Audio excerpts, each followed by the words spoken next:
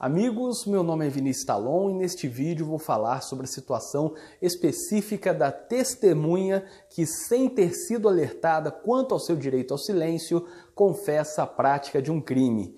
Imaginem a seguinte situação. Uma pessoa é intimada para ser testemunha em determinado processo.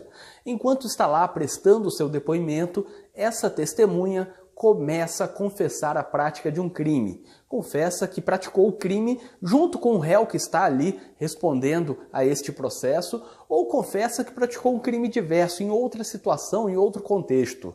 Nesse momento, o juiz nada fala, o juiz não alerta sobre o direito ao silêncio, o juiz deixa a testemunha continuar falando.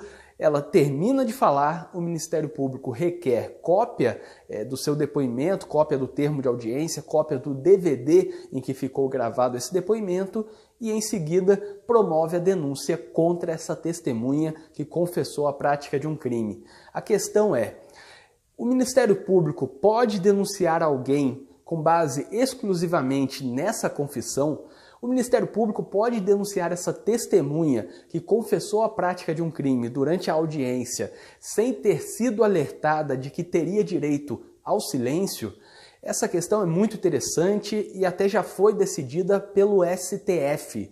A segunda turma do STF, em agosto de 2014, decidiu no RHC, no recurso em habeas corpus, número 122.279, que nesse caso, nessa mesma situação fática, há uma hipótese de nulidade por inépcia da denúncia. Nesse caso, o que o STF entendeu é que há uma violação ao princípio da não autoincriminação, ao princípio da vedação ao dever de se autoincriminar, considerando aquela lógica de que ninguém é obrigado a produzir prova contra si mesmo, ou nemo tenetur sede tegere. Nesse caso, o que o STF entendeu é que a prova obtida, essa confissão, ela é nula porque não houve advertência quanto ao direito ao silêncio. Essa testemunha deveria ter sido alertada de que poderia permanecer em silêncio. E quando o Ministério Público promove uma denúncia contra alguém que confessou a prática de um crime sem esse alerta de que tem direito ao silêncio, essa denúncia seria inepta, pois não há justa causa para promover essa denúncia, não há um mínimo probatório, considerando que a confissão é ilegal, ela não pode ser admitida. Ela é ilegal porque exatamente houve essa violação ao direito ao silêncio. A testemunha apenas confessou, ou talvez tenha contribuído para que ela confessasse, porque ela imaginou que estaria praticando um falso testemunho se não falasse sobre esse fato, se não informasse que praticou esse crime. Isso acontece com bastante frequência. Então, a testemunha deveria ter sido alertada quanto ao direito ao silêncio.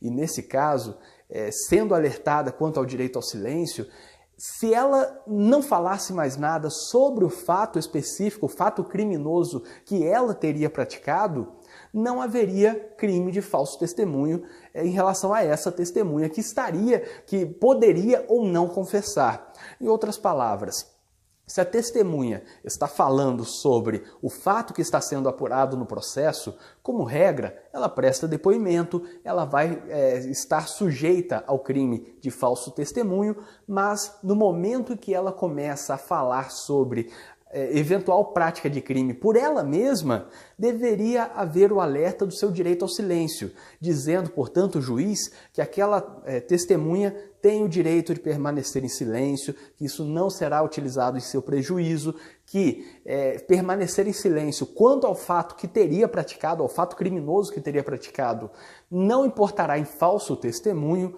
então deve haver esse alerta. O correto, portanto, nesse tipo de situação, seria que o direito ao silêncio fosse imediatamente manifestado para a testemunha, que nesse caso o juiz interrompesse imediatamente a confissão do crime feita pela testemunha e alertasse que ela tem direito a permanecer em silêncio. E aí, eventualmente, aquilo que ela falasse, aquilo que aquela testemunha falasse após o alerta do seu direito ao silêncio, poderia valer para eventual persecução criminal posterior.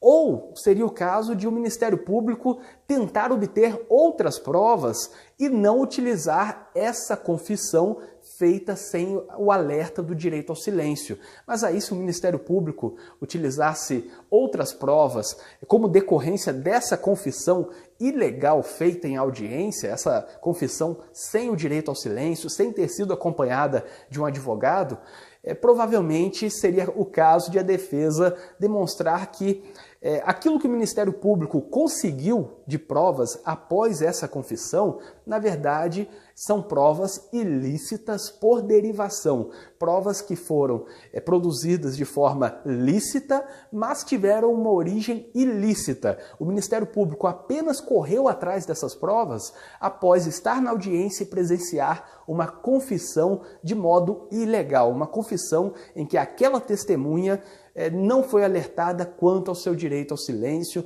não teve a possibilidade de conversar reservadamente, se entrevistar reservadamente com o advogado e, portanto, se a confissão é ilegal e se o Ministério Público agiu posteriormente a essa confissão ilegal para obter outras provas, outras testemunhas, alguns documentos, alguma coisa assim, tudo que vier depois seria prova ilícita por derivação. Seria uma forma de tentar montar uma estratégia defensiva nesse caso.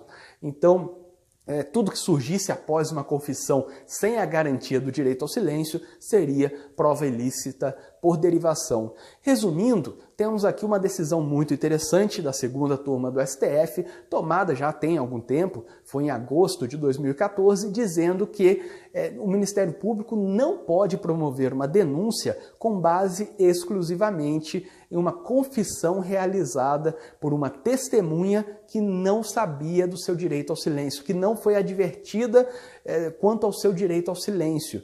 Nesse caso, o correto seria que na audiência, após essa testemunha começar a falar sobre a prática de algum crime que ela praticou, que o juiz interrompesse a audiência e alertasse que ela tem direito ao silêncio.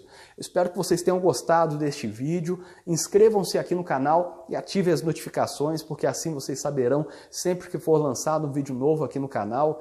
Eu tenho lançado vários vídeos com uma frequência enorme sobre direito penal, processo penal, execução penal, prática penal, advocacia, indicações de livros e muitas outras coisas. Então, se você se inscrever e ativar as notificações, saberá sempre que for lançado um vídeo novo aqui no canal.